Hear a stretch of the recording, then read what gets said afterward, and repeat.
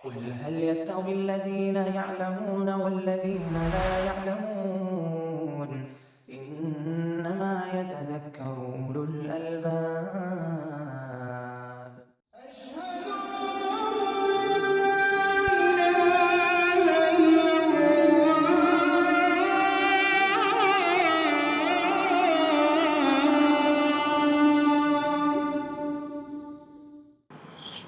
بسم الله الرحمن الرحيم.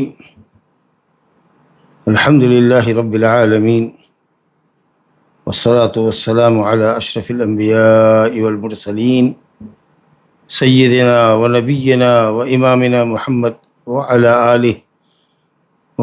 آله وأصحابه والتابعين لهم بإحسان إلى يوم الدين، أما بعد، فاعلم أن بعض أهل التأويل أورد على أهل السنة شبهة في نصوص من الكتاب والسنة في الصفات، ادعى أن أهل السنة صرفوها عن ظاهرها ليلزم أهل السنة بالموافقة على التأويل أو المداهنة فيه، وقال كيف تنكرون علينا تأويل ما أولناه مع ارتكابكم لمثله فيما أولتموه، ونحن نجيب بعون الله عن هذه الشبهة بجوابين مجمل ومفصل إلى آخره۔ الحمد للہ، القواعد المثلیٰ فی صفات اللہ تعالی و اسمائہ الحسنیٰ کے اندر ہم نے اب تک 3 ابواب پڑھے ہیں۔ پہلا باب ان قواعد پر مشتمل تھا جن کا تعلق اللہ تعالیٰ کے اسماء الحسنیٰ سے، وہ 7 قواعد تھے۔ پھر دوسرے چیپٹر میں ہم نے اللہ سبحانہ و تعالیٰ کے صفات کے تعلق سے 7 قواعد پڑھے، اور جو تیسرا چیپٹر تھا وہ قواعد فی ادلۃ الاسماء والصفات، اسماء و صفات کی جو دلیلیں ہیں قرآن و سنت میں، ان کے تعلق سے ہم نے قواعد پڑھے، اور وہ 4 بنیادی اور اہم قواعد تھے جن کو ہم نے پڑھا ہے۔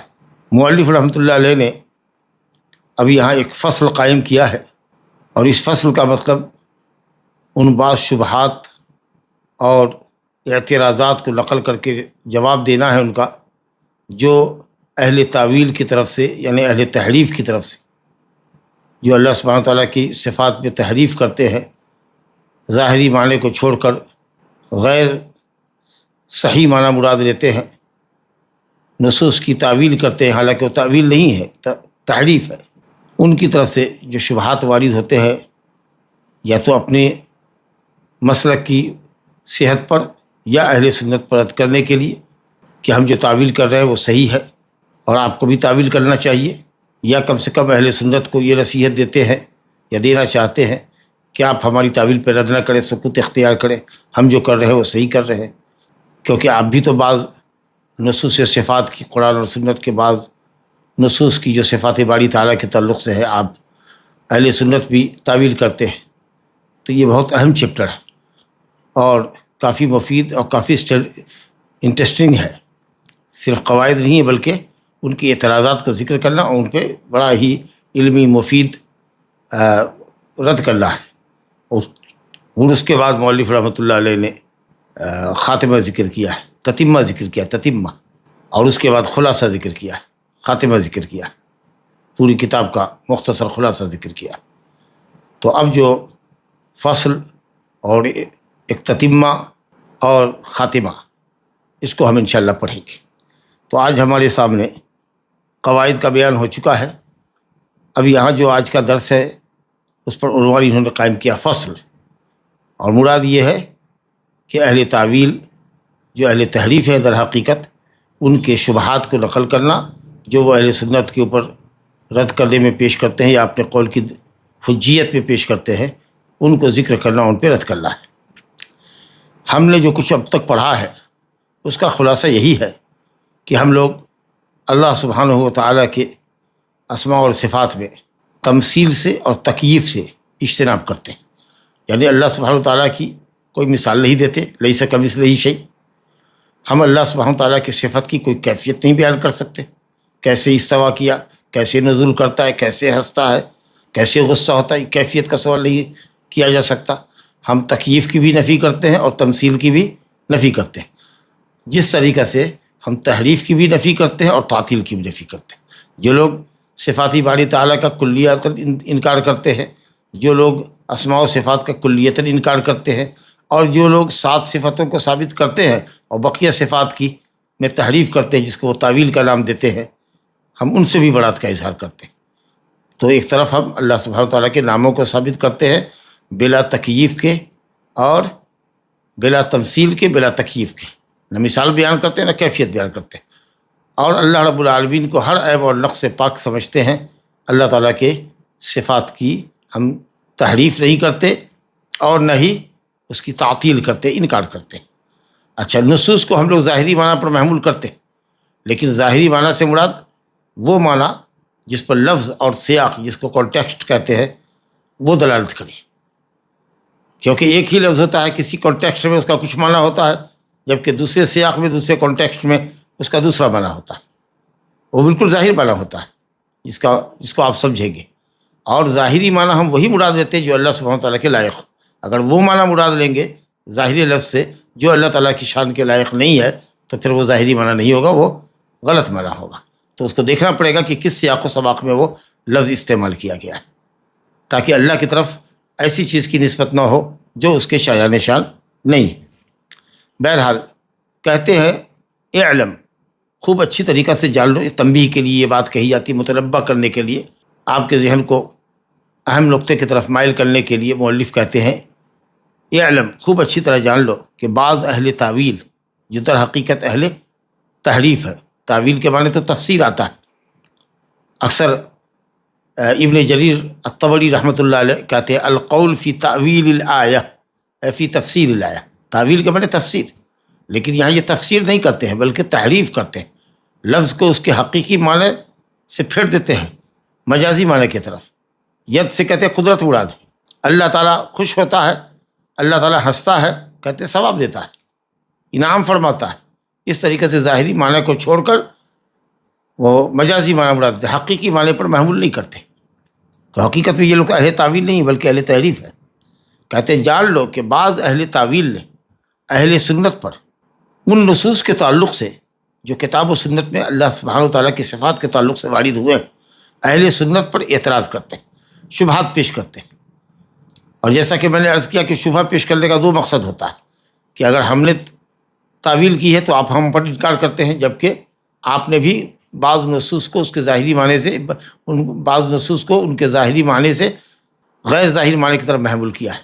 تو اگر ظاہری معنی سے نصوص کو پھیرنا اور مجازی معنی مراد لینا اگر یہ گناہ ہے تو یہ گناہ تو آپ بھی کرتے ہیں۔ اس سے یہ لازم بات ہے کہ اگر آپ بعض نصوص کے اندر ظاہر سے صرف کرتے ہیں اور ظاہری معنی سے صرف نظر کرتے ہیں، تو آپ کو تمام صفات کے اندر ظاہری معنی سے صرف کرنا چاہیے جیسے ہم لوگ کرتے ہیں۔ اور اگر آپ ایسا نہیں کریں گے تو کہا جائے گا کہ یہ زبردستی ہے کہ آپ جہاں چاہتے ہیں، اہل سنت پر اعتراض کر رہے ہیں کہ جہاں چاہتے ہیں وہاں آپ بھی تعویل کرتے ہیں ہماری طرح، اور دوسری جگہ پر آپ ظاہری معنی کو پکڑتے ہیں۔ اور نہیں تو کم سے کم آپ ہمیں چھوڑ دیجئے، ہم اگر تعویل کرتے تو ہم غلط نہیں کرتے، کیونکہ آپ بھی تو کرتے ہیں۔ تو آپ مداہنت کیجئے، سکوت اختیار کیجئے، ہم پہ رد نہ کیجئے۔ یہ اصل 2 مقصد ہے اہل باطل کا ان شبہات کو پیش کرنے سے۔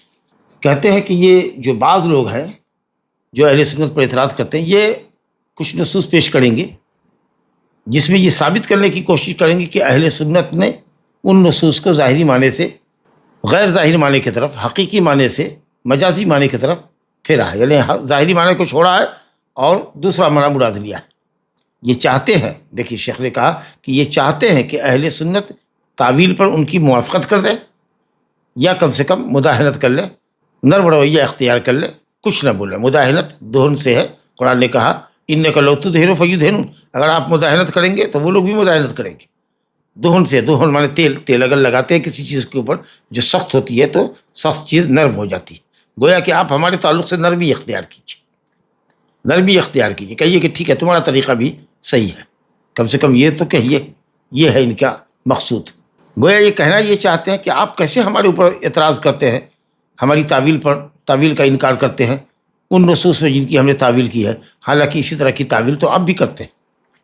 لا الہ الا اللہ، یہ ہے ان کا اصل مقصود۔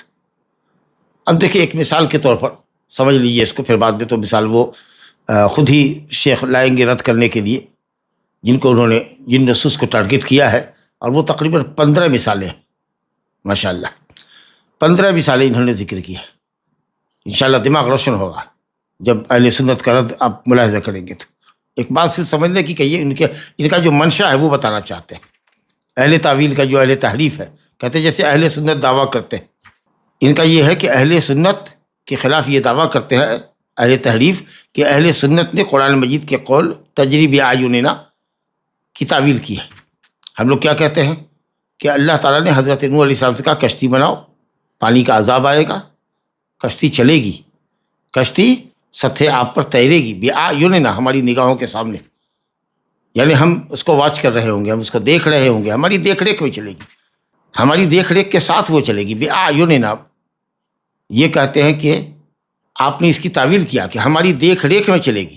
آپ کو یہ کہنا چاہیے تھا بأعیننا ہماری آنکھ میں چلے گی۔ باظرفیت ہے، باب فی کے معنی میں، یہ اہل تعویل کہتے ہیں، اہل سنت پر اعتراض کرتے ہوئے کہتے ہیں کہ باظرفیت کے لیے فی اعیننا، اللہ یہ کہتا ہے کہ تجری بأعیننا، وہ حضرت نوح کی کشتی تیر رہی ہے یا چل رہی ہے، بہہ رہی ہے ہماری آنکھوں میں، گویا اللہ کی آنکھوں میں تیر رہی تھی۔ ظاہر ہے کہ یہ معنی تو آپ بھی نہیں لیتے، آپ یہ کہتے ہیں کہ ہماری آنکھوں کے سامنے چلے گی وہ پانی کے سیلاب میں اور ہماری دیکھ ریکھ میں ہوگی، تو آپ نے تو تعویل کیا۔ بالکل نہیں، بالکل غلط کیا، غلط کہتے ہیں، یہ اعتراض غلط ہے۔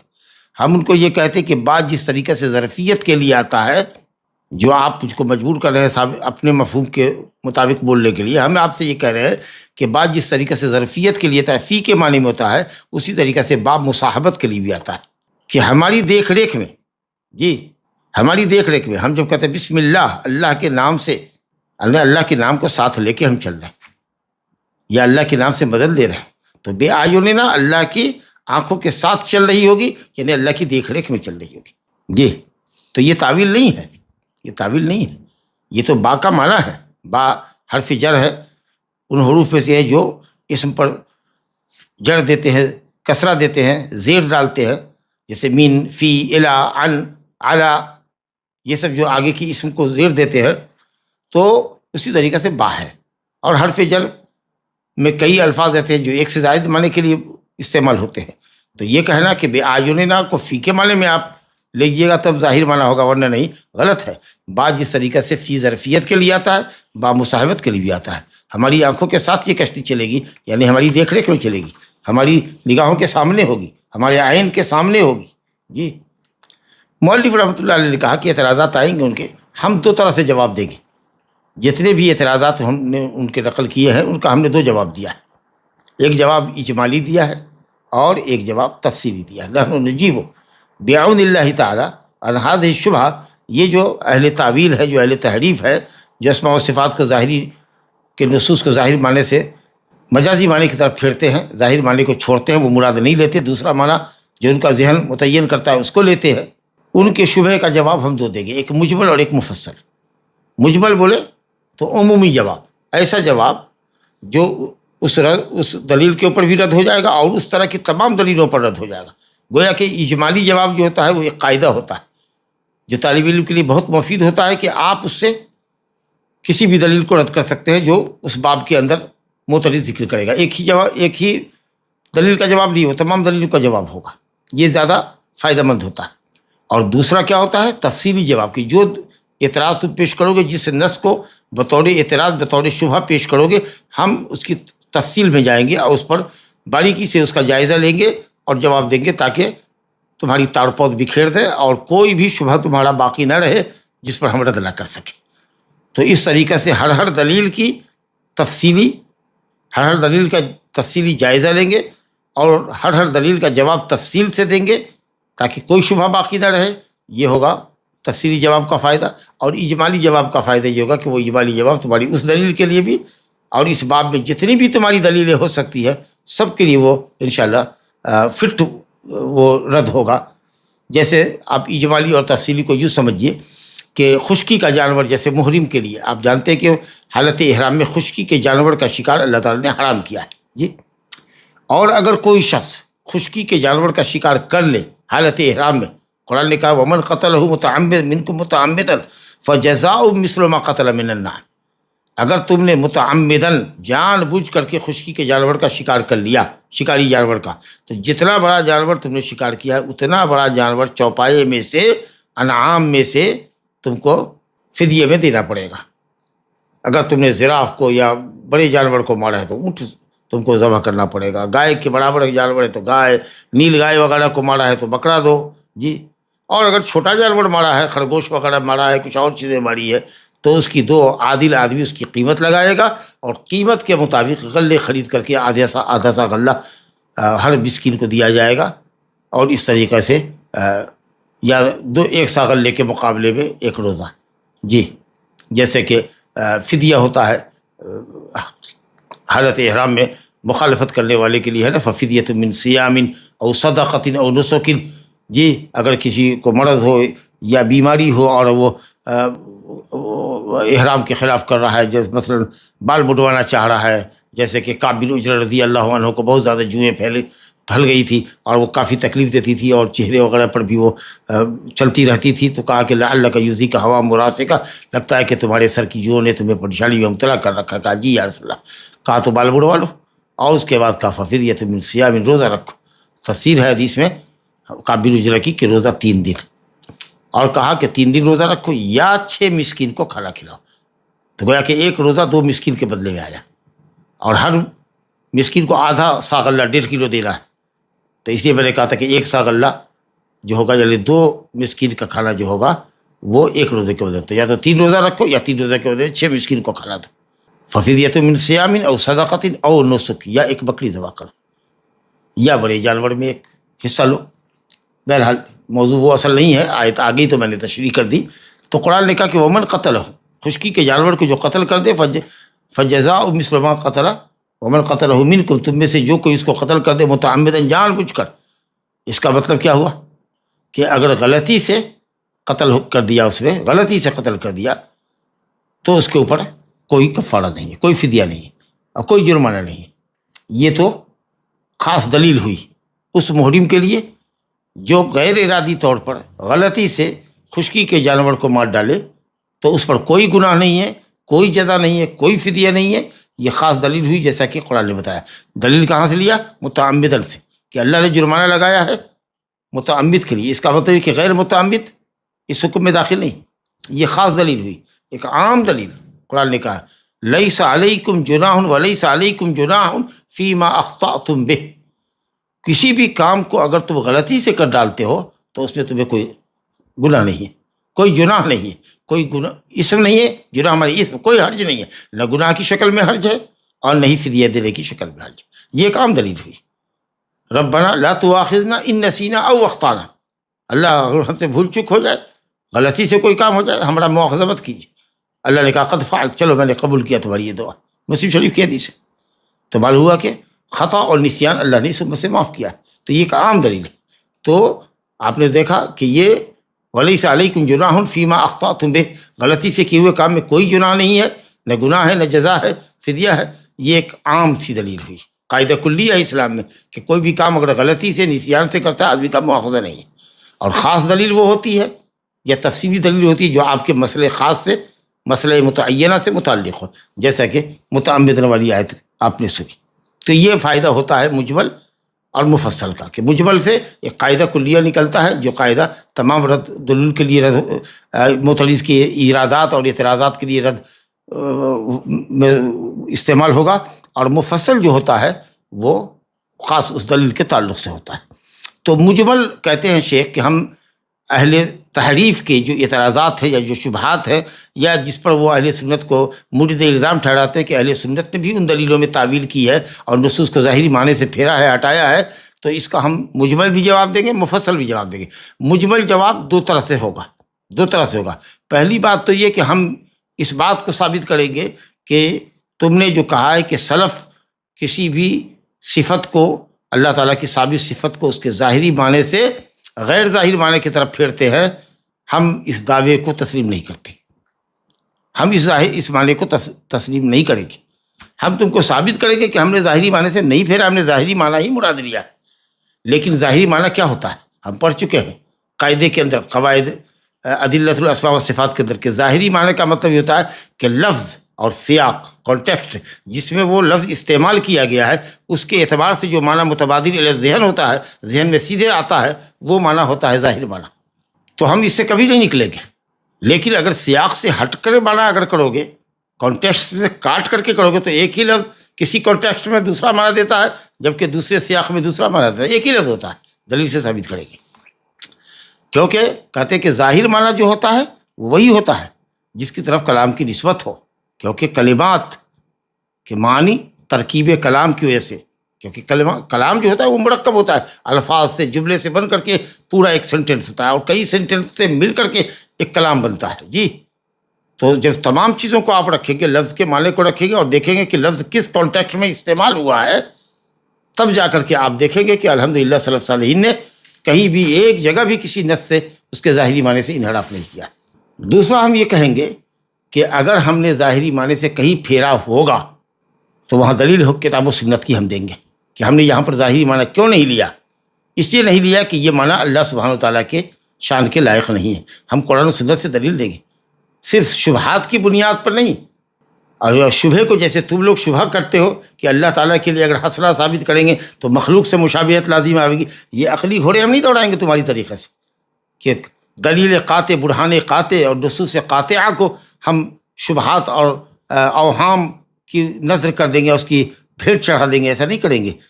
اگر ہم نے کہیں ظاہری معنی یا اہل سنت نے کبھی کہیں کسی صفت کا ظاہری معنی مراد نہیں لیا ہے اور اس کی تعویل کی ہے جو تم کہتے ہو، تو وہ تعویل دلیل پر مبنی ہوگی، اور ظاہر ہے کہ جو تعویل دلیل پر مبنی ہو اس کو تحریف نہیں کہتے، اس کو تفسیر کہتے۔ ماشاءاللہ۔ تو اب آپ نے سمجھ لیا کہ اجمال میں یہ دو طرح سے کریں گے کہ پہلے تو یہ اس دعوے ہی کو ہم کل عدم قرار دیں گے کہ ہم نے کہیں پر کسی صفتی نص کو، اللہ تعالیٰ کے نص صفت کو یا اس نص کو جو صفتی معنی پر داد کرتا ہے، ہم نے ظاہری معنی سے پھیرا ہی نہیں ہے، لفظ اور اس کے سیاق کو دیکھ کر معنی متعین کیا ہے۔ دوسرے یہ ہے کہ اگر ظاہری معنی سے پھیرا ہوگا تو ہم اس کے اوپر دلیل پیش کریں گے، صرف مجرد شک کی بنیاد پر یا وہم کی بنیاد پر یا شبہات کی بنیاد پر ہم کبھی بھی براہین قاطعہ کو رد نہیں کریں گے، جیسا کہ تم لوگوں نے کیا ہے۔ ہم کبھی بھی شبہات کے ذریعے ان صفتوں کی نفی نہیں کر سکتے جن صفتوں کا اس بات اللہ نے اپنی کتاب میں یا محمد صلی اللہ علیہ وسلم کی زبان مبارک پر ان کی حدیث میں فرمایا ہے۔ اور جو تفصیلی جواب ہوگا وہ اس کا مطلب یہ ہے کہ فعلی کل نص ادعیہ، ہر اس نص کا جواب دیں گے۔ تفصیلی جواب کا مطلب کہ ہر نص کا، ہر دلیل کا الگ الگ جواب دیں گے اور اس کا بالکل پوسٹ مارٹم کر کے تم کو بتائیں گے، اور بتائیں گے کہ ہم نے ظاہری معنی سے نہیں پھیرا ہے۔ تم جو دعویٰ کرتے ہو کہ سلف نے اس کو ظاہری معنی سے پھیرا ہے، اس دلیل کا پورا تجزیہ کریں گے اور اس کی تفصیل سامنے رکھیں گے اور تمہارے تمام شبہات کو باطل کریں گے۔ یہ ہے مفصل جواب کا مطلب، جیسا کہ ہم پہلے بتا کے آ چکے۔ اب شیخ رحمۃ اللہ علیہ اب یہاں سے کچھ مثالوں کو لاتے ہیں، انشاءاللہ تعالیٰ آج کے درس میں ایک دو مثال ہم پڑھیں گے۔ کہتے ہیں وَلْنُمَثِّلْ بِالْأَمْثِلَةِ التَّالِيَةِ فَنَبْدَأْ بِمَا حَكَاهُ أَبُو حَامِدِ الْغَزَالِيُّ عَنْ بَعْضِ الْحَنْبَلِيَّةِ أَنَّهُ قَالَ إِنَّ أَحْمَدَ لَمْ يَتَأَوَّلْ إِلَّا فِي ثَلَاثَةِ أَشْيَاءٍ الْحَجَرُ الْأَسْوَدُ يَمِينُ اللَّهِ فِي الْأَرْضِ وَقُلُوبُ الْعِبَادِ بَيْنَ إِصْبَعَيْنِ يَا أُصْبَعَيْنِ مِنْ أَصَابِعِ الرَّحْمَنِ وَإِنِّي أَجِدُ نَفَسَ الرَّحْمَنِ مِنْ قِبَلِ الْيَمَنِ۔ کہتے ہیں کہ ہم یہاں کچھ مثال لا رہے ہیں نیچے، اور پہلے ہم ان تین دلیلوں کو ذکر کریں گے یا ان تین باتوں کو ذکر کریں گے، ان تین اعتراضات کا ذکر کریں گے جو ابو حامد غزالی نے بعض حنبلیوں سے نقل کیا ہے کہ انہوں نے یہ کہا کہ امام احمد نے تین چیزوں میں تعویل کی ہے۔ اب یہ ابو حامد الغزالی مسلکن شافعی تھے، عقیدتاً اشعری تھے، بلکہ ابو الحسن الاشعری جو اسماء و صفات کے مؤول تھے پہلے دور میں، اپنے بعد میں تو انہوں نے سے رجوع کر لیا۔ تو پہلے جس دور میں وہ تعویل کیا کرتے تھے، کہتے ہیں اہل علم کہ ابو الحسن اشعری کے تعویل اور تحریف والے مسلک کی حمایت اور اس کی اشاعت جن چند لوگوں نے، مشہور لوگوں نے، جیسے باقلانی ہے، جوینی ہے، اس میں ایک تیسرا بڑا نام ابو حامد الغزالی کا بھی ہے۔ گویا کہ یہ جو مدرسہ تحریف ہے، مدرسہ جس کو تعویل کہہ لیجیے، تحریف، اسماء و صفات کی تعویل کرنے والے جو لوگ ہیں، تحریف کرنے والے، ان کے اندر بہت اس مدرسے کے بڑے استاد یہ ابو حامد الغزالی ہے، جن کو حجت الاسلام اور نہ جانے کن کے لقبوں سے ملقب کیا جاتا ہے. تو مسلکاً شافعی تھے اور عقیدتاً اشعری تھے اور مشرباً صوفی تھے، صوفی المشرب تھے، فلسفی آدمی تھے. اس لیے اکثر صوفیہ بلکہ بعض روافض تک ان کے اقوال سے دلیل لیتے ہیں، استدلال کرتے ہیں. انہوں نے نقل کیا ہے کہ بعض حنبلیوں نے یہ ذکر کیا کہ امام محمد رحمۃ اللہ علیہ نے 3 حدیثوں کے اندر تعویل کیا ہے اور نصوص کو ظاہری معنی سے غیر ظاہر معنی کی طرف، حقیقی معنی سے غیر حقیقی معنی کی طرف، مجازی معنی کی طرف پھرا ہے. کیا ہے وہ 3 باتیں؟ کہا ایک حدیث یہ آتی ہے یا نقل کی جاتی ہے، الحجر الاسود یمین اللہ فی الارض، حجر اسود جو کعبہ کے ایک کونے میں نصب ہے، پورب اور دکن کونے کے اندر جو نصب ہے، اس کونے میں جو حجر اسود نصب ہے اس کے تعلق سے کہا گیا، جس کو رکن عراقی کہتے ہیں، وہ کونا جو عراق کی طرف ہے. ایک رکن یمانی ہے جس کو صرف چھوا جاتا ہے، اور 2 کونے ہیں وہ رکن شامی ہے. تو یہ جو رکن عراقی ہے کونا جو پورب اور دکن جانب ہے، جیسے یہ چوپٹا اگر آپ دیکھ رہے ہیں ہمارا، تو اس کونے پر ہے. اس کو اگر ہم جس رخ پہ بیٹھے ہیں، اگر یہ پچھم ہے تو ہمارا اپوزٹ جو ہے پورب ہے، اور یہ جو ہمارا لیفٹ ہے یہ دکن ہے. تو پورب دکن کونے کے اندر جو پتھر نصب ہے سب آپ جانتے ہیں حجر اسود. تو کہتے ہیں کہ حجر اسود کے تعلق سے ایک حدیث بیان کی جاتی ہے مرفوعاً کہ نبی صاحب نے فرمایا کہ حجر اسود یمین اللہ، اللہ کا یمین ہے یعنی دائرہ ہاتھ، فی الارض زمین کے اندر. دیکھیے گا دوسری حدیث یہ ہے، اب یہ حدیث عبدالرزاق وغیرہ میں ذکر کیا ہے، ابن ادیب نے کامل وغیرہ میں، خطیب بغدادی نے اپنی تاریخ میں، عبدالرزاق نے اپنے مصنف میں، کوئی بہت مشہور کتاب کے اندر، کتب 7 کے اندر نہیں، احمد بخاری مسلم اور سنن اربع وغیرہ میں نہیں، ابن حبان سے ابن خزیمہ وغیرہ میں نہیں. دوسری حدیث قلوب العباد بین اصبعین من اصابع الرحمن، بندوں کے دل اللہ کی رحمان کی انگلیوں میں سے 2 انگلی کے درمیان ہے. اس کو بھی انہوں نے ٹارگٹ کیا ہے اور یہ کہا کہ امام محمد نے اس کی تعویل کی ہے. اور تیسری ایک روایت یہ پیش کی کرتے ہیں کہ انی اجد نفس الرحمن، ہم رحمان کا نفس یعنی سانس، نفس سے بڑا سانس، نفس مانے تو شخصیت یا خواہش، لیکن نفس سانس یہ من قبل الیمن، رحمان کی سانس کہاں سے آتی ہے؟ یمن کی طرف سے آتی ہے. لا حول ولا قوت، یمن کی طرف سے. گویا رحمان سانس لیتا ہے، ذکر کیا جائے گا رد کے اندر آئے گا. سانس وہ لیتا ہے جس کے پاس پیٹ ہو، کہ جب تک وہ سانس چھوڑے گا نہیں اور سانس لے گا نہیں اس کی زندگی اجیل ہو جائے گی. اور پھیپھڑا یہی کام کرتا ہے آدمی کا، لنس جو ہے. تو کہتے ہیں کہ رحمان سانس لیتا ہے اور اس کی سانس کہاں سے آتی ہے؟ یمن کی طرف سے آتی ہے. تو آپ نے بھی اس کی تعویل کی ہے. یہ 3 حجر اسود اللہ کا داہنا ہاتھ ہے زمین میں، بندوں کے دل اللہ کی انگلیوں میں سے 2 انگلیوں کے درمیان ہے، اور تیسرے یہ کہ نفس الرحمان، رحمان کا جو نفس ہے، جو اس کی سانس ہے، وہ یمن کی طرف سے آتی ہے. یہ ابو حامد غزالی لکھتے ہیں کہ امام محمد رحمۃ اللہ علیہ کے تعلق سے بعض حنابلہ نے نقل کیا کہ انہوں نے ان 3 دلیلوں کی تعویل کی. یہ چاہتے کیا ہے کہ اگر آپ نے ان 3 دلیلوں کی تعویل کی ہے تو تمام دلیلوں کی تعویل کیجیے. کیوں نصوص کو ظاہری معنی پر معمول کرتے ہیں؟ جیسے آپ کہتے ہیں القول فی بعض الصفات کالقول فی البعض، اگر بعض صفات کو تم حقیقی معنی پر معمول کرتے ہو تو تمام صفات کو ہم حقیقی معنی پر محمول کرو. جیسے ہم لوگ رد کرتے ہیں نا اس کے اوپر، جو ہم نے قواعد فی صفات کے اندر پڑھا ہے، تو وہ کہتے ہیں کہ جب آپ 3 دلیلوں کے اندر ظاہری معنی سے نص کو پھیرتے ہیں تو تمام نصوص کو پھیریے، اور نہیں تو کم سے کم مداہنت اختیار کیجیے ہمارے سلسلے میں. چپ رہیے، انکار مت کیجیے. کیا کہا ہے مؤلف نے کہ ہم رد کریں گے 2 طریقے سے. ایک طریقہ تو ہمارا اجمالی ہوگا، اجمالی طریقے میں 2 بات ہم کریں گے. پہلے تو ہم یہ ثابت کریں گے کہ ہم نے اس کو ظاہری معنی سے پھیرا ہی نہیں ہے، یا پھر اگر ہم دیکھیں گے کہ وہ ظاہری معنی سے پھرا ہوا ہے تو ہم دلیل پیش کریں گے، قرآن و سنت سے دلیل پیش کریں گے. ہم اس تعویل کی اور اس تحریف کی مخالفت کرتے ہیں جو بلا دلیل کے ہو. اگر دلیل کی روشنی میں اگر معنی متعین کیا جائے تو عین مطلوب ہے وہ، کیونکہ دلیل دلالت کر رہی ہے قرآن و سنت کی. ٹھیک ہے، بہت اچھی بات. اب دوسرا معنی یہ ہوگا کہ ہم دوسرا جواب کا طریقہ یہ ہوگا کہ ہم تفصیلی پیش کریں گے. آئیے دیکھتے ہیں اجمالی جواب کیسے دیتے ہیں مؤلف رحمۃ اللہ علیہ. لا رہے ہیں، کہتے ہیں کہ یہ ابو حامد الغزالی، جن کا نام محمد الغزالی ہے، ابو حامد محمد بن احمد الغزالی 450 ہجری میں پیدا ہوئے تھے، 505 میں ان کا انتقال ہوا ہے. کوئی 55 سال کی عمر تھی. شیخ الاسلام ابن تیمیہ نے مجموع فتاوی جلد 5 صفحہ 398 398 वॉल्यूम नंबर 5 में नकल किया है अबू हामिद अल-गज़ाली का ये कौल। कहते हैं शेखुल इस्लाम इब्न तैमिया नकल करने के बाद, हाज़िहिल हिकाया कज़िबुन अला अहमद, ये जिन हम्बलियों की तरफ इन्होंने नकल किया उनका नाम नहीं लिया है, बाज़ुल हम्बलिया कहते हैं, मगर इमाम इब्न तैमिया रहमतुल्लाह अलैह जो इमाम अहमद के कौल के बड़े अलीम व खबीर आदमी हैं और मसाइल के ऊपर आम अइम्मा के अक़वाल के ऊपर शाज़ कौल तक पर मुत्तला है कि कौन किसका कौल है।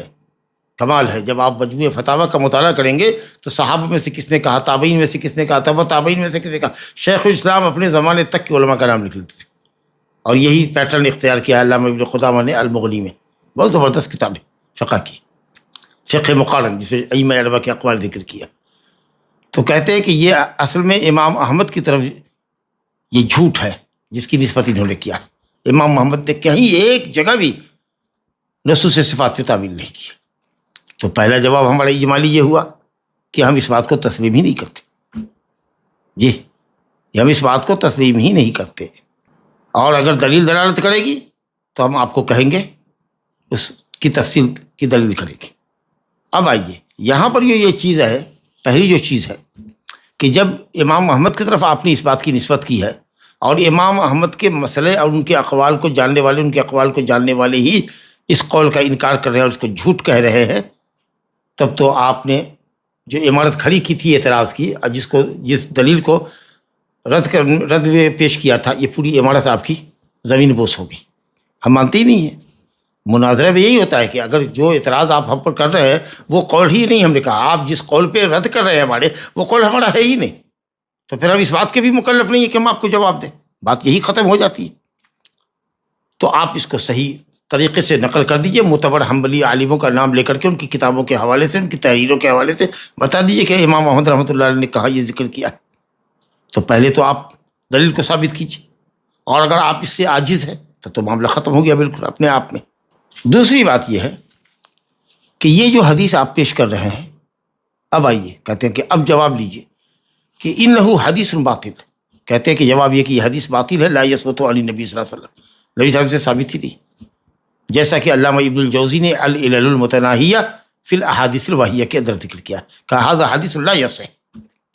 और अल्लामा इब्नुल अरबी मालिकी ने, जो वो अबू हामिद अल-गज़ाली के शागिर्द हैं लेकिन सहीहुल अक़ीदा आदमी इब्नुल अरबी, कहते हैं हदीसुन बातिल फला युल्तफ़तु इलैह, ये बातिल हदीस है, इसकी तरफ इल्तिफ़ात ही नहीं किया जाएगा। शेखुल इस्लाम इब्न तैमिया कहते हैं कि रोविया अली नबी सल्लल्लाहु अलैहि वसल्लम बि इस्नाद ला यसबुत, ऐसी सनद से नबी सल्लल्लाहु अलैहि वसल्लम के हवाले से ये हदीस रिवायत की गई है।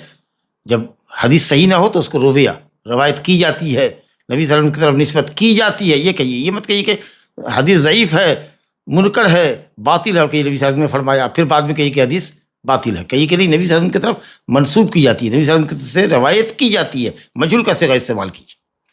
तो शेखुल इस्लाम कहते हैं कि ऐसी सनद से ये हदीस रवायत की गई है जो साबित ही नहीं।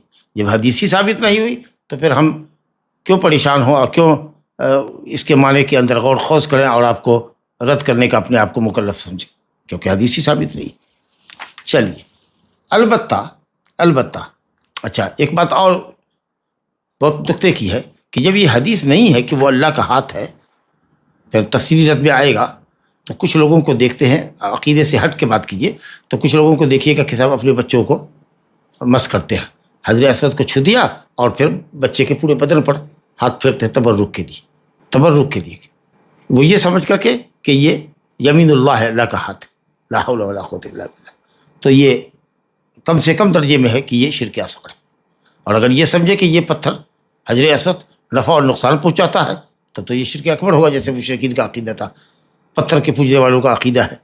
इसलिए हज़रत उमर बिन ख़त्ताब रज़ी अल्लाह अन्हु ने बोसा देते हुए हजर असवद को कहा था, इन्नी लअअलमु अन्नका हजर, हम जानते हैं कि तुम हजर हो, बहैसियत हजर तुम्हारे अंदर कोई बरकत नहीं। और नबी सल्लल्लाहु अलैहि वसल्लम को अगर हमने न देखा होता तुमको बोसा देते हुए तो हरगिज़ बोसा ना देता। इसका मतलब ये कि ये बोसा तकमील, डायरेक्ट होंठ को पत्थर पे लगाना या हाथ से या किसी चीज़ से छू करके उसको चूमना या दूर से इशारा करना, ये सिर्फ नबी सल्लल्लाहु अलैहि वसल्लम की सुन्नत की पैरवी में है, बरकत हासिल करने के लिए नहीं, तबर्रुक करनी है। इसलिए ये जो लोग कुछ अमल करते हैं, या इसी तरीके से रुकन यमानी को छुआ और बदन पर पोंछ लिया, बच्चे के बदन पर हाथ को फेर दिया, ये बिल्कुल غلط چیز ہے. لا الہ الا اللہ کہتے ہیں تو آپ سمجھ میں گئے کہ صاحب یہ تو اصل امام محمد کی طرف یہ جھوٹ کی نسبت ہے. دوسری کہ یہ حدیث باطل ہے، غیر صحیح ہے، اس لیے کوئی ضرورت ہی نہیں ہے کہ ہم اس پر رد کریں. اب تفصیلی جواب دیکھیے. کہتے ہیں لیکن شیخ الاسلام ابن تیمیہ نے ابو حامد الغزالی کی طرف سے اس بات کو نقل کرتے ہوئے اس کو کنڈم کیا ہے کہ یہ جھوٹ ہے امام محمد کے اوپر اور یہ حدیث صحیح نہیں ہے. البتہ کہتے کہ مشہور یہ ہے کہ یہ حضرت ابن عباس کا اثر ہے، ان کا قول ہے، یہ ابن عباس کا قول ہے. تو کچھ لوگوں نے کہا کہ ابن عباس رضی اللہ عنہ نے ہو سکتا ہے کہ اسرائیلی روایت نقل کی ہو، لیکن صحیح یہ ہے کہ حضرت ابن عباس رضی اللہ عنہ ان چند سخت گیر لوگوں میں تھے جو بنی اسرائیل سے حکایتوں کو نقل کرنے کے قائل نہیں تھے، جب تک کہ شریعت میں اس کی، ہماری شریعت میں اس کی اصل نہ ہو. تو بہرحال یہ ابن عباس کا قول ہے. ہو سکتا ہے کہ یہ ان کا اجتہاد رہا ہو، یہ ان کا اجتہاد ہو جس کے ہم مکلف نہیں. جی اچھا آگے دیکھیے. وہ انہوں نے سوچا ہوگا کہ استلام کیوں کیا جاتا ہے. بھائی استلام کا شاید یہی مطلب ہوگا کہ صاحب اس کو چھونا، اس کو بوسہ دینا، گویا کہ اللہ سے مسافہ کرنا ہے اور اس کے داہنے ہاتھ کو گویا بوسہ دینا. یہ ابن عباس کا اجتہاد رہا ہو. اب تفصیل میں دیکھیے. شیخ الاسلام کہتے ہیں کہ ابن عباس کی طرف یہ قول منقول ہے جس کو مصنف الرزاق میں ذکر کیا ہے کہ الحجر الاسود یمین اللہ فی الارض، حجر اسود اللہ کا یمین ہے، داہنا ہاتھ ہے زمین کے اندر. فمن صافحہ وقبلہ، جس نے حجر اسود سے مصافحہ کیا یا اس کو بوسہ دیا، یعنی ہاتھ اس پر پھیرا یا منہ سے اس کو بوسہ دیا ڈائریکٹ، فکأنما، تو گویا کہ اس نے، تشبیہ ہے، فکأنما گویا کہ اس نے اللہ سے مصافحہ کیا اور اللہ کے داہنے ہاتھ کو بوسہ دیا. اب تفصیل میں آئیے. کہتے ہیں شیخ الاسلام ابن تیمیہ، انہی کے حوالے سے نقل کیا ہے صاحب کتاب علامہ ابن عثیمین رحمۃ اللہ علیہ نے کہ ومن تدبر، شیخ الاسلام کہتے ہیں ومن تدبر اللفظ المنقول، اگر مان لو کہ یہ روایت ابن عباس سے صحیح ہے، ایون چلیے اگر مان لیتے ہیں کہ نبی صلی اللہ علیہ وسلم سے بھی کسی درجے میں ثابت ہو، تو کہتے ہیں کہ اس لفظ پر غور کرو جو منقول ہے، تو تمہارے لیے یہ بات بالکل واضح ہو جائے گی کہ اس میں کوئی اشکال نہیں ہے. بالکل واضح مانا، بالکل واضح مانا ہے. یمین اللہ فی الارض کہا ہے، یمین اللہ فی الارض، اللہ کا داہنا ہاتھ زمین میں ہے. یمین اللہ نہیں کہا. اللہ کا ایک ہاتھ داہنا ہے، ایک ہاتھ بایاں ہے.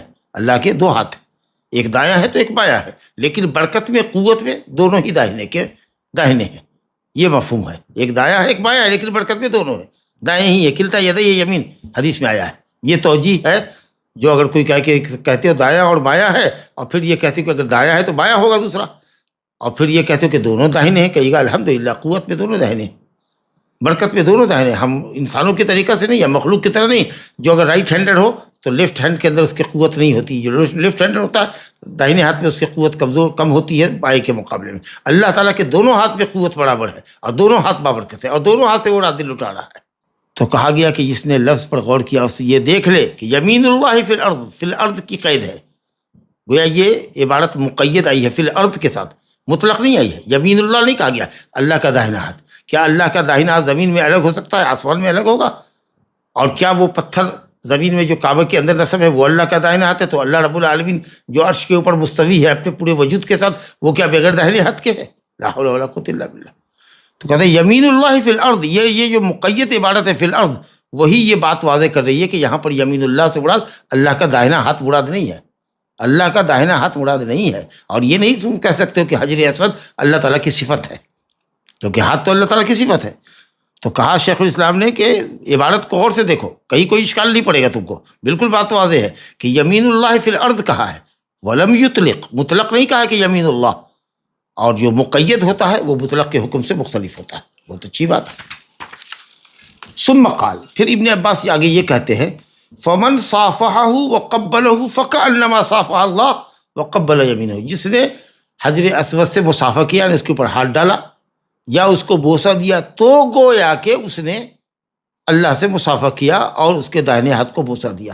یہ اس بات کی صراحت ہے کہ اس سے مصافحہ کرنے والا، حجر اسود کو چومنے والا اللہ کے داہنے ہاتھ سے مصافحہ نہیں کر رہا ہے، بلکہ تشبیہ دی جا رہی ہے کہ جس نے حجر اسود کو چھوا اور حجر اسود کو جس نے چوما وہ اس شخص کی طرح ہوگا جو اللہ سے مصافحہ کرنے والا ہے اور اللہ کو ہاتھ کو بوسہ دینے والا ہے. مشابہت ہے.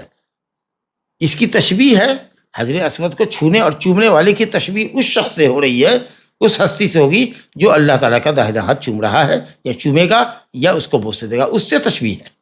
مشبہ اور مشبہ بھی، ایک جس کو تشبیہ دی جائے اور جس سے تشبیہ دی جائے، تو حجر اسود کو بوسہ دینے والے، اس کو چھونے والے کو تشبیہ دی جا رہی ہے کہ گویا کہ یہ اس شخص کی طریقہ سے، کیونکہ ظاہر ہے کہ ہم عبادت سمجھ کر کے اس کو چوم رہے ہیں، اس کو چھو رہے ہیں، یہ عبادت ہے کہ ایک پتھر ہے، لیکن ہم اس لیے اس کو چوم رہے ہیں، اس کو چھو رہے ہیں کہ ہم کو اللہ کی عبادت کرنی ہے۔ عبودیت اور یہ جو ذلت اور اطاعت کا ہماری جذبہ ہے، اس کو اگر مان کے چلے کہ یہ عبادت صحیح ہے، تو اس کا مطلب یہ کہ اللہ رب العالمین نے بوسہ دینے والے اور چھونے والے کو اتنی عزت بخشی کہ گویا کہ وہ اس شخص کے طریقہ سے، تو یہ بوسہ دینے والے کی عظمت کی طرف اشارہ ہے۔ تو معلوم یہ ہوا کہ مراد قطعاً یہ نہیں ہے کہ حجر اسود سے مراد ید ہے، بلکہ اس کو حقیقی ید کے چھونے اور چومنے والے سے تشبیہ دی گئی ہے۔ جی، تو لفظ مطلق اور ایک لفظ مقید کی بات ہوئی، تو اب اس بنیاد پر آپ کہہ سکتے ہیں کہ حجر اسود یہ اللہ تعالیٰ کی صفتوں میں سے نہیں ہے، اور نہیں یہ اللہ تعالیٰ کا حقیقی میں داہنا ہاتھ ہے۔ اب آپ بتائیے کہ ہم نے کہاں اس لفظ کو اس کے ظاہری معنی سے پھیرا؟ خود ہی نص کے اندر تو اس بات کی دلیل ہے، فی الارض کی قید لگی ہوئی ہے، تو کیا فی الارض الگ یمین ہے اور فی السماء الگ یمین ہو سکتا ہے؟ ایک ہی یمین ہے اللہ کا، تو فی الارض کی قید ہی سے یہ استدلال آپ کا رد ہے۔ اور دوسرے یہ کہ فکأنما ہے، اسے اللہ کے ہاتھ کو نہیں چھوا، بلکہ وہ اس شخص کی طرح ہے جو اللہ کے ہاتھ کو چھوتا ہے۔ اور دوسری مثال ہے وقلوب العباد بین اصبعین من اصابع الرحمن، یہ دوسری مثال جو آپ کے سامنے آئی تھی، اس کو ذرا سا تفصیل سے پڑھیے۔ کہتے ہیں کہ دوسری مثال، ایک تو الیمین اللہ فی الارض، الحجر الاسود یمین اللہ فی الارض کے ذریعے جو اہل تعویل نے، اہل تعریف نے امام احمد کی طرف جھوٹی نسبت کی ہے، وہ حامد غزالی کی نسبت جو جھوٹی نسبت ہے، اس سے جو امام احمد کو یا اہل سنت کو ٹارگٹ کیا انہوں نے کہ انہوں نے تعویل یہاں پر کیا، اس کو آپ نے اس کی حقیقت کو سمجھا۔ دوسری مثال دیکھیے، یہ حدیث مسلم شریف کی، قلوب العباد بین اصبعین من اصابع الرحمن، اللہ سبحانہ و تعالیٰ رحمان کی انگلیوں میں سے، رحمان کی انگلیوں میں سے دو انگلی کے درمیان بندوں کے دل ہیں۔ چلیے اس کو ذرا سا پہلے حدیث کو سمجھ لیتے ہیں، اس کے بعد جواب کی طرف آئیں گے۔ قلوب بنی آدم حدیث ہے، کہتے ہیں کہ جواب یہ ہے کہ حدیث صحیح ہے، یہ حدیث صحیح ہے۔ امام مسلم نے کتاب القدر میں جو دوسرا باب ذکر کیا ہے، اس میں عبداللہ بن عمرو بن عاص سے روایت ہے کہ انہوں نے نبی صلی اللہ علیہ وسلم سے یہ فرماتے ہوئے سنا، ان قلوب بنی آدم کلہا بین اصبعین من اصابع الرحمن کقلب واحد، بنی آدم کے دل، انسانوں کے دل، کل کے کل دل، یعنی تمام بنی آدم کے دل، اللہ اکبر، لا یحصیہا الا اللہ، کتنے بنی آدم ہیں، کون گن سکتا ہے ان کے دلوں کو؟ وہ تمام کے تمام دل اللہ رحمان کی انگلیوں میں سے دو انگلی کے درمیان ہیں، اور اتنی لاتعداد دل، اللہ کی قدرت اور عظمت دیکھیے کہ وہ قلب واحد، ایک دل کی طرح، جو لاکھوں نہیں، کروڑوں نہیں، اربوں کھربوں ہو سکتے ہیں، جس کی تعداد صرف اللہ ہی جان سکتا، وہ اللہ کے نسبت سے، اللہ کے لیے وہ ایک قلب کی طریقہ سے، کلہا، یہ کل کا جو لفظ ہے وہ تاکید کے لیے، ان قلوب بنی آدم کلہا یہ تاکید ہے قلوب کی، بنی آدم کے دل یعنی تمام تر دل۔ جی، یصرفہ حیث یشاء، وہ جیسے چاہتا پھیرتا، لیکن ہم پہلے بھی سمجھ چکے ہیں اور کئی جگہ تفصیلی نقطے میں بھی یہ بات آ چکی کہ اللہ تعالیٰ کی مشیت اور ارادہ حکمت کے ساتھ مقرون ہے، بلا حکمت کے کوئی عمل نہیں ہوتا، جو وہ چاہتا ہے کرتا ہے، کا مطلب یہ ہے کہ الٹپ نہیں کرتا، حکمت سے خالی نہیں۔ اللہ تعالیٰ کا ہر ارادہ، ہر مشیت حکمت پر مبنی، جو اپنے دل کو دین سے پھیرتا ہے، دین کی طرف مائل نہیں ہوتا، اس کے دل کو اللہ پھیرتا ہے۔ فلما زاغوا ازاغ اللہ قلوبهم، جب تم نے کجروی اختیار کی تو اللہ نے تمہارے دل میں کجی ڈال دی۔ اگر ایمان اور یقین تمہارے دل میں ہوتا تو کبھی بھی اللہ رب العالمین تمہارے دل کو کج نہیں کرتا۔ تو کہیں نہ کہیں کوئی نفاق انسان کے اندر ہوتا ہے، استکبار ہوتا ہے، اللہ تعالیٰ کے احکام سے کبر و غرور اور عجب ہوتا ہے، اس کے اندر انکار کا جذبہ ہوتا ہے، اس لیے اس کے اندر یہ بات آتی ہے۔ ورنہ اللہ رب العالمین تو بڑا کریم ہے۔ آپ کسی کے ساتھ احسان کیجیے گا، سچی دوستی کیجیے گا، تو آپ کیا سمجھتے ہیں کہ وہ آپ کے ساتھ دھوکہ کرے گا؟ اللہ تعالیٰ تو وہ ہے، وہ کریم ہے کہ حدیث قدسی ہے، یہ بھی ٹارگٹ میں آئے گی اہل تحریف کے، اس پر بھی عبرت پڑھیں گے کہ بندہ جب اللہ تعالیٰ کی طرف ایک بالش پڑھتا ہے تو اللہ تعالیٰ اس کی طرف ایک ہاتھ بڑھتا ہے. جب وہ بندہ ایک ہاتھ بڑھتا ہے تو وہ اس کی طرف با بھرتا ہے. دونوں ایک داہنے ہاتھ سے بائیں ہاتھ کی کو پھیلائیے اور ایک انگلی سے لے کر دوسرے ہاتھ کی بائیں ہاتھ کی انگلی کے سرے تک کی جو دوری ہوتی ہے اس کو با کہتے ہیں جی. اور اگر بندہ اللہ کی طرف چل کے آتا ہے تو اللہ اس کی طرف ہرولہ کرتا ہے، یعنی چلنے اور دوڑنے کے درمیان کی چال. اور بندہ اگر ہرولہ کرتا ہے تو اللہ رب العالمین اس کی طرف دوڑ کے آتا ہے. تو مطلب یہ ہے کہ جو اللہ کریم ہے، جو رحیم ہے، وہ بندے کے ساتھ کیسے کرے گا کہ صاحب آپ حق پر ہوں، صدق نیت کے ساتھ دین کی حقانیت کو مانتے ہوں، دین پر عمل کرتے ہوں، اور آپ کے دل کو پھرے. تو یہ توجیہ اس معنی کے لیے کہ اللہ رب العالمین جیسے چاہتا ہے اس کو پھرتا ہے، کا مطلب یہ ہے کہ حکمت اور مصلحت کے حساب سے ہی پھرتا ہے. اپنے سچے اور مخلص بندوں کے دلوں کو انشاءاللہ نہیں پھرتا. اللہ سے اسے ظن رکھی. اچھا، کہا گیا کہ یہ جو تقلیب ہے دلوں کی، کہا کہ بین اصبعین اصابع الرحمن، رحمان کی انگلیوں میں سے دو انگلی کے درمیان. یہ لفظ دو جو ہے نا، یہ بتا رہا کہ یہ کام بالکل اللہ کے لیے آسان ہے. لوگ کہتے ہیں ہمارے لیے چٹکی بجانے کے جیسا. ارے ہمارے ایک انگلی کے اشارے پر ہے، ہم کو 10 انگلی کا اشارہ نہیں کرنا. لوگ بولتے ہیں نا ایک انگلی کے اشارے پر ہے. ارے 2 منٹ لگے گا. کیا بولتے ہیں آپ؟ 2 منٹ لگے گا اس کو شلٹ کر دینے میں، اس کو اس کے مقام سے اتار دینے میں. تو یہ آسانی کے لیے جی اللہ نے کہ یہ کام کتنا آسان ہے اللہ کے لیے. اللہ تعالیٰ ہم سب کے دلوں کے دل پر جمائے رکھے. کہا گیا کہ رحمان کی انگلیوں میں سے، جی رحمان کی انگلیوں میں سے 2 انگلی کے درمیان، یعنی معاملہ بہت آسان جی. اور اصابع آیا، اس کا مطلب کہ اللہ تعالیٰ کی انگلیاں 2 سے زائد ہیں. اصابع ہے، اصابع اصبعین یا اصبعین من اصابع، رحمان کی انگلیوں میں سے 2 انگلی. اس کا مطلب کہ رحمان کے پاس 2 سے زائد انگلیاں. لیکن کتنی انگلیاں ہیں یہ ہم محدد نہیں کر سکتے، تعداد اور کاؤنٹنگ نہیں بتا سکتے، کیونکہ اس کی دلیل ہمارے پاس نہیں ہے موجود. اچھا، اس کے بعد کہا گیا رحمان، تاکہ یہ سمجھے کہ اللہ رب العالمین بندے کے ساتھ معاملہ رحمت کی بنیاد پر کرتا ہے، ایسے نہیں. قلب الواحد، اور یہ سارے دن بنی آدم کے کروڑوں کروڑ کروڑوں کروڑ لا تعداد، یہ ایک قلب کی طریقہ سے. اسے اللہ تعالیٰ کا علم، اس کی وسعت علم، اس کی وسعت سلطنت، وسعت قدرت کا اندازہ کیجیے جی. اللہ اکبر. اس کے بعد نبی صلی اللہ علیہ وسلم فرماتے اللہم مصرف القلوب، اسی حدیث میں کہ اے دلوں کو پھیرنے والے، صرف قلوبنا علی طاعتک. یہی ہم لوگوں کا مقصد ہے، اور یہی دعا کرنی بھی چاہیے کہ ہمارے دلوں کو اللہ اپنی طاعت اور بندگی کی طرف پھیر دے اور بندگی پر جمع کر رکھے. یہ احد الخلق، مخلوق میں سب سے زیادہ ہدایت یافتہ انسان، آخری نبی اور رسول حضرت محمد صلی اللہ علیہ وسلم کی دعا ہے کہ اللہ تعالیٰ بندوں کے دلوں کو، رحمان اپنے بندوں کے دلوں کو جیسے چاہے پھیرے. اور پھیرنا جیسے کا مطلب مشیت کے تحت، جیسا کہ آپ نے تفصیل سنی. اور دعا فرماتے کہ اللہ دلوں کے پھیرنے والے ہمارے دلوں کو اپنی اطاعت اور بندگی پر جمائے رکھے. دیکھیے کہتے ہیں کہ سلف صالحین نے اس حدیث کو بالکل ظاہر معنی پر معمول کیا، کہیں کوئی تعویل نہیں. ہم اس بات کے اقراری ہیں کہ اللہ تعالیٰ کے لیے انگلیاں ہیں. جیسے اللہ تعالیٰ کے لیے 2 ہاتھ حقیقی ہے، اسی طریقے سے اللہ کے لیے انگلیاں بھی حقیقی ہیں. ہم ثابت کرتے ہیں، جیسے کہ رسول اللہ نے ثابت کیا. ہم آپ کے ذرا انکار نہیں کرتے. آپ تو اہل تعویل، اہل تحریف، عافیت کا بھی انکار کرتے، انگلیوں کا انکار بھی کرتے. اچھا، دوسرا جواب یہ ہے آگے، یا اسی کی تفصیل دیکھیے کہ بندوں کے دلوں کا اللہ تعالیٰ کی 2 انگلیوں کے درمیان ہونا، اس سے مس لازم نہیں آتا. اللہ تعالیٰ کی انگلیاں بندوں کے دلوں کو ٹچ کر رہی ہوں، یہ لازم نہیں آتا کہ آپ یہ کہیے کہ اللہ بندے کے درمیان حلول ہے. اللہ اکبر جی. تو یہ حلول کا جو عقیدہ ہے، یہ حلولی لوگ، صوفی لوگ دلیل پکڑیں گے کہ اللہ تعالیٰ کی انگلیاں بندوں کے دل اللہ کی انگلیوں کے درمیان ہے. اور دل کہاں ہوتا ہے؟ جوف کے اندر ہے، پیٹ کے اندر ہے، سینے کے اندر ہے. کہیں یہاں دل ہے آپ کا بائیں سائڈ میں دل ہوتا ہے، تو اندر ہے. اس کا مطلب یہ ہوا کہ جب 2 انگلیوں کے درمیان رب العالمین کی انگلیوں کے 2 دل ہوگا تو اللہ تعالیٰ کی انگلیاں آپ کے دل کے اندر پیوست ہوں گی. وہ یہ کہنا چاہتے ہیں. اور جب وہ پیوست ہوگی تو گویا کہ جب اللہ تعالیٰ کی انگلیاں آپ کے جسم میں پیوست ہے، تو حلولی لوگوں نے غلط کفری عقیدہ اس سے استدلال کیا ہے کہ صاحب اللہ تعالیٰ بندوں کے اندر حلول کرتا ہے. کہتے ہیں لہذا انہوں نے کہا کہ اہل تعویل کہتے ہیں کہ ہم نے ظاہری معنی سے پھیر دیا، ہم نے ظاہری معنی سے پھیر دیا.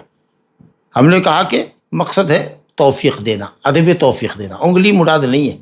اور بین کا مطلب نہیں ہے کہ صاحب وہ واقعی درمیان میں ہے، جی وہ مطلب نہیں ہے، لا الہ الا اللہ۔ تو یہ کہتے ہیں کہ اہل تعویل کہتے ہیں کہ ہم لوگوں نے تعویل کیا ہے، اور اگر تعویل آپ نہیں کیجیے گا تو یہ سب چیزیں لازم آئے گی۔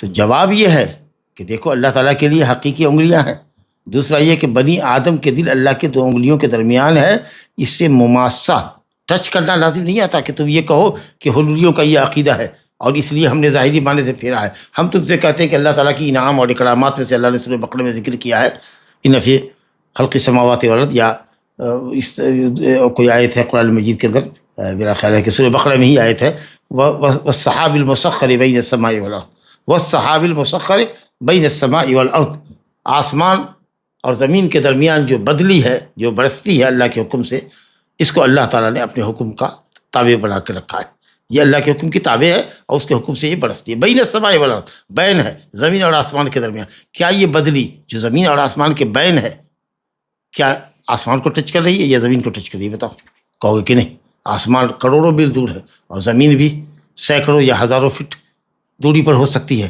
بدلی اوپر ہوتی ہے، زمین سے ٹچ نہیں کرتی اور آسمان کو تو خیر ٹچ ہی نہیں کرتی۔ ہم ہوائی جہاز پر ہوتے ہیں تو ہمارے میلوں اور ہزاروں فٹ نیچے بدلیاں ہوتی ہیں جس کو ہم دیکھ رہے ہوتے ہیں، تب بین کا مطلب ٹچ اگر ہونا ہوتا تو یا تو آسمان کو ٹچ کرتی یا زمین کو ٹچ کرتی۔ تو اس سے یہ کہاں لازم آیا کہ اللہ رب العالمین کی 2 انگلیوں کے درمیان بندوں کے دل ایک دل کی مانند ہے کہ اللہ رب العالمین انگلیاں ہمارے دلوں کو یا بندوں کے دلوں کو ٹچ کر رہی ہیں۔ اگر کہا جائے کہ بدر مکہ اور مدینہ کے درمیان ہے تو ماشاءاللہ میرا خیال ہے، مجھے کچھ بالضبط یاد نہیں ہے لیکن 150 کلومیٹر دوری پر بدر ہے، اور مکے سے تو تقریباً اور زیادہ ہے، جی 250 کلومیٹر کی دوری پر ہے، اور آپ کہہ رہے ہیں کہ بدر، مقام بدر یہ مکہ اور مدینہ کے درمیان ہے، تو یہ بدر اس کو ٹچ کر رہا ہے، اس سے قریب ہے نا، اس سے قریب ہے، بہت اچھی دلیل ہے۔ تو رب تعالیٰ کے 2 انگلیوں کے درمیان بندے کے دل کا ہونا یہ تو بالکل حقیقی معنی ہے، بالکل حقیقی معنی، یہ ہم معنی حقیقی لیتے ہیں، کیفیت نہیں بتا سکتے۔ اب اگر کوئی کسی سامان کو اٹھاوے اور کہے کہ دیکھو یہ 2 انگلیاں ہیں نا، اور اس میں ایک چیز تیسری چیز کو اگر کرے تو ظاہر ہے کہ وہ اس طرف یا اس طرف آئے گا، یہ جو کیفیت اگر کوئی بتاوے گا بالکل مجرمانہ حرکت ہے، چاہے وہ کوئی بھی آدمی کرے۔ 2 انگلیاں تو ہیں اور 2 انگلیوں کے درمیان ہیں، لیکن ہم کسی چیز کو دل سمجھ کر کے کہ کوئی دل ہے اور یہ دیکھو 2 انگلیوں کے درمیان ہے، جی تو اس طریقہ سے ہم اگر یہ کیفیت بتاویں گے تو یہ تو تمثیل ہوگی جو حرام ہے ہمارے لیے۔ تو حقیقت میں اللہ کی 2 انگلیاں ہیں، بہت سی انگلیاں ہیں، لیکن 2 انگلیوں کے درمیان بندوں کے دل ہیں، جی تو ہم حقیقت میں رب تعالیٰ کے لیے انگلیاں مانتے ہیں، لیکن اس سے لازم نہیں آتا کہ وہ ٹچ کر رہا ہے، جیسے کہ بدلی کا زمین اور آسمان کے درمیان ہونا، جس طرح بدلی ٹچ نہیں کر رہی ہے آسمان کو زمین کو، اسی طریقہ سے اللہ کے ہاتھ ٹچ نہیں کر رہا ہے، اور تب حلولیوں کا جو عقیدہ ہے وہ آٹومیٹکلی ختم ہو گیا۔ تو علی کل حال نہ ہم تشبیہ دیتے ہیں اور نہ ہی ہم کیفیت بیان کریں گے، ہم اللہ کے لیے انگلیوں کو ثابت کرتے ہیں اور حقیقی معنی میں ہم محمول کرتے ہیں کہ اللہ کی 2 انگلیوں کے درمیان بندوں کے دل ہے اور یہ سب اس کی قدرت ہے، لیکن اس سے مماست لازم نہیں آتی کہ انگلی اور قلب کا ٹچ ہے، اور اس سے حلولیوں کا جو عقیدہ ہے وہ بھی باطل ہے۔ اور ایک تیسری حدیث جو کہی ہے کہ اللہ تعالیٰ کا نفس اور اس کی سانس یمن کی طرف سے آتی ہے، انشاءاللہ اس مثال کو ہم اگلے درس میں پڑھیں گے۔ ھذا وباللہ توفیق، وصلی اللہ علی نبینا محمد وآلہ وصحبہ اجمعین۔ جیسا کہ حدیث میں بتایا گیا ہے کہ اللہ کی کئی انگلیوں میں سے 2 انگلیوں کے بیچ تمام انسانوں کے دل ہے، تو 2 انگلیوں کا ذکر کیا جانے سے مراد آسانی لینا، کیا یہ تعویل نہیں ہے؟ آسانی نہیں، انگلیوں میں سے صرف 2 انگلیوں کے درمیان ہونا، اللہ کے لیے ہر چیز آسان ہے، اللہ پر کوئی چیز مشکل ہے؟ یہ تو حکمت بتایا کہ کیوں 2 انگلیاں ذکر کی گئی، اللہ کی انگلیوں کے درمیان نہیں کہا گیا کہ انگلیوں میں سے صرف 2 انگلیوں کے درمیان، تو یہ کیا مطلب ہے؟ آسانی ہی تو ہے کہ اللہ تعالیٰ کے لیے بالکل آسان ہے یہ معاملہ، اور اس لیے تمام تر دلوں کو، بنی آدم کے تمام تر دلوں کو ایک دل کے مانند قرار دیا ہے۔ ان قلوب العباد بین اصبعی الرحمن یقلبها کیف یشاء، ہم 2 انگلیاں بھی مانتے ہیں، اور قلب کا حقیقی طور پر اللہ کے 2 انگلیوں کے درمیان ہونا بھی مانتے ہیں کہ اللہ تعالیٰ کی 2 انگلیوں کے درمیان بندوں کے دل ہے، یہی معنی ہے مطلب۔ دو انگلیاں بھی مانتے ہیں، دو انگلیوں کے درمیان حقیقی طور پر قلب ہے، یہ بھی مانتے ہیں، ہم اس کی کوئی تعویل نہیں کرتے۔ یقلبها کیف یشاء، یہ لفظ بتا رہا ہے کہ اللہ رب العالمین کے لیے اتنے سارے بندوں کے دلوں کو پھیرنا کیا مشکل ہے؟ کوئی یہ سوال اگر کر سکتا ہے، اتنے سارے لوگوں کے دل اللہ تعالیٰ کی دو انگلیوں کے درمیان ہے، تو سب سے پہلی بات تو کہ درمیان کا کیا مطلب ہے؟ کیا تم سمجھتے ہو کہ کیا اتنا ہی گیپ ہے؟ نعوذ باللہ، جتنا تمہاری دو انگلیوں کے درمیان ہے۔ اب انگلی اللہ تعالیٰ کی انگلیوں کے درمیان کتنا بڑا گیپ ہو سکتا ہے کہ جس میں اتنے سارے لوگوں کے دل آ سکتے، اس کا اندازہ تو ہم نہیں کر سکتے، اس کی حقیقت تو اللہ ہی بہتر جانے۔ لیکن واقعتاً حقیقت میں دو انگلیوں کے درمیان بندوں کے دل ہیں، اور اللہ تعالیٰ کے لیے بندوں کے دلوں کا دین کی طرف پھیرنا یا کسی کے اندر انحراف ہو تو انحراف کی طرف پھیرنا، یہ اللہ رب العالمین کے لیے آسان ہے۔ ان ذلک علی اللہ یسیر وما ذلک علی اللہ بعزیز، کوئی چیز اللہ پر مشکل نہیں ہے۔ تو ہم کہاں تعریف کر رہے ہیں؟ ہم تو دو انگلیاں بھی مان رہے ہیں، اور بندوں کے دل کا حقیقی طور پر اللہ کے درمیان ہونا بھی مان رہے ہیں، اور یہ دنیا والے کو بتا رہے ہیں کہ اگر تمہارے دماغ میں اگر کوئی استحالہ آئے کہ یہ محال ہے، ہاؤ کین بی پاسبل، تو ہم یہ کہہ رہے ہیں کہ اللہ تعالیٰ کے لیے ہر چیز آسان ہے۔ ان ذالک علی اللہ یسیر، اللہ تعالیٰ سے ایک ذرہ اوجھل نہیں ہے، اللہ پر کوئی چیز مشکل نہیں ہے، بندوں کے دلوں کا اللہ کے لیے پھیر دینا کوئی مشکل نہیں ہے۔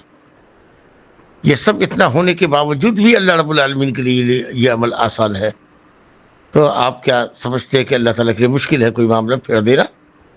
ہم یہ نہیں کہتے کہ دو انگلیوں کے درمیان بندوں کے دلوں کے ہونے کا مطلب اللہ کے لیے آسانی ہے، بلکہ یہ کہہ رہے ہیں کہ بندے کا دل اللہ کے درمیان ہے، دو انگلیاں بھی حقیقی ہے، دلوں کا ہونا بھی حقیقی ہے، کوئی تعویل نہیں ہے، اور یہ کام اللہ کے لیے کوئی مشکل نہیں ہے کہ وہ دلوں کو پھیرے۔ اب تو کوئی کنفیوژن نہیں ہونا چاہیے، کیونکہ اللہ پر کوئی چیز مشکل ہی نہیں ہے۔ کیونکہ اللہ بڑی اتنا بڑا انگلیوں کے درمیان کیا کیسے ہو سکتا ہے؟ کیسے اللہ پھیرے گا؟ میں نے کہا کیسے کا سوال مت کرو، بس سب کچھ اللہ کے لیے آسان ہے، اللہ پر کوئی چیز مشکل نہیں، سمجھا نا؟ تو آسانی ہے معاملے کے اندر، دلوں کا پھرنا اللہ کے لیے بالکل آسان، جیسے لوگ کہتے ہیں چٹکی بجاؤں گا ہو جائے گا، تو چٹکی بجاؤں گا ہو جائے گا کا مطلب کیا ہے؟ تو چٹکی بجائے گا نا، یعنی چٹکی بجانے ہی کی دیری میں ہو جائے گا، تو چٹکی بجانے کا تھوڑی انکار ہے، تو آسانی کی طرف اشارہ ہے، یہ مطلب ہے، یہ کام اللہ کے لیے آسان ہے، سمجھا؟ کوئی مشکل نہیں اللہ کے لیے، کوئی چیز کوئی مشکل نہیں۔ باقی اگر کوئی دو دلوں کے درمیان ہونے سے یہ سمجھتا ہے کہ دل بندوں کے سینے میں ہے اور اللہ کی انگلیوں کے درمیان ہے، تو گویا اللہ تعالیٰ نے انگلیوں کے بندوں کے سینوں میں پیوست کر رکھا ہے، نعوذ باللہ اللہ کی انگلیاں بندوں کے دلوں میں حلول کر گئی ہے۔ تو حلولی لوگ جو یہ عقیدہ رکھتے ہیں، تو اس پر میں نے رد کیا تھا کہ یہ غلط ہے۔ بین کا مطلب یہ نہیں ہوتا ہے کہ حلول کر جائے، جیسے کہے کہ بدر مقام بدر مکہ اور مدینہ کے درمیان ہے، تھوڑے کہ مکے میں ٹچ کر رہا ہے یا مدینہ میں ٹچ کر رہا ہے، ایسا نہیں کرتے ہیں۔ بدلی آسمان اور زمین کے درمیان مسخر ہے، تابع ہے، حالانکہ زمین سے ہزاروں فٹ اوپر ہے، اور آسمان سے تو اربوں کھرب فٹ نیچے۔ تو اس لیے بندوں کے دل کا اللہ کے دو انگلیوں کے درمیان ہونے کا معنی آسان، دلوں کا پھیرنا آسان ہے، یہ معنی نہیں کر رہے ہیں۔ بندوں اللہ کے لیے انگلیاں بھی ثابت کر رہے ہیں، بندوں کا دل بھی حقیقی طور پر اللہ کے دو انگلیوں کے درمیان ہے، اور وہ جیسے چاہتا ہے پھیرنا، تو پھیرنا اللہ کے لیے بالکل آسان ہے۔ یصرفها کیف یشاء، یہ کیف یشاء کا لفظ جو ہے یہ بتا رہا ہے کہ ان ذالک علی اللہ یسیر، یہ معاملہ اللہ پر بہت آسان ہے۔ یمین فی الارض کو براہ کرم پھر سے ایک بار سمجھائیے۔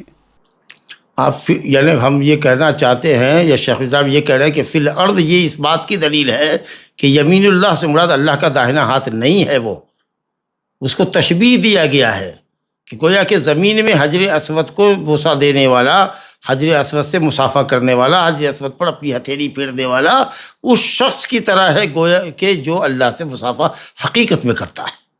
تو یہ حجر اسود ہے جس کو یمین اللہ فی الارض کا، یہ فی الارض نے واضح کر دیا کہ یہ یمین سے مراد اللہ کا وہ حقیقی داہنا ہاتھ نہیں ہے جو اللہ تعالیٰ کی صفت ہے۔ اللہ کا لیفٹ ہینڈ والی حدیث پر کیا علماء نے کلام بھی کیا ہے کہ یہ راوی کی طرف سے اضافہ ہے؟ نہیں، حدیث صحیح ہے، اللہ تعالیٰ کے دونوں ہاتھ ہیں، ایک دایا ایک بایاں ہے، یہ جگہ اپنی جگہ ٹھیک ہے، استدلال ٹھیک ہے، حدیث صحیح ہے۔